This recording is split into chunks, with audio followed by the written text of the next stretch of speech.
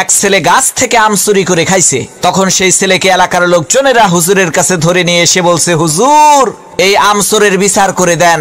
হুজুর তার কিতাব বের করে সমস্ত লোকের সামনে কিতাব খুলে পড়তে আরম্ভ করলো। যে চুরি করে খাইছে আম তাকে দিতে হবে তার দাম, দাম না দিলে তার পিঠের উপরে কিল পড়বে ধাম ধাম। হুজুরের কিতাব শুনে এলাকার লোকজন সেই ছেলেটিকে কয়েকটা চর থাপ্পড় মেরে বিদায় করে দিল। আল্লাহর কি কুদরত! কয়েকদিন পর সেই হুজুরের নিজের ছেলে ডাব চুরি করে খাইছে। তখন এলাকার লোকজন হুজুরের কাছে এসে বলছে, হুজুর মানুষের ছেলে আম চুরি করে খাইছে দেখে বিচার করলেন, এখন আপনার ছেলে তো ডাব চুরি করে খাইছে, বিচার করেন তো দেখি। লোকদের কথা শুনে হুজুর তার কিতাব বের করে বলল, ভাইরা আমার, কিতাবে লেখা আছে যে চুরি করে খাইছে ডাব তার হয় নাই কোনো পাপ। তখন এলাকার লোকজন বলল, হুজুর বুঝলাম ডাব খাইলে পাপ নাই, কিন্তু আপনার ছেলে তো একেবারে পাকা জোনা খাইছে।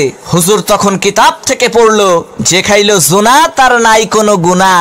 এলাকার লোকজন বলল, হুজুর ডাব খাইলে পাপ নাই, জোনা খাইলে গুনাহ নাই মানলাম, কিন্তু আপনার ছেলে তো নারিকেল খাইছে।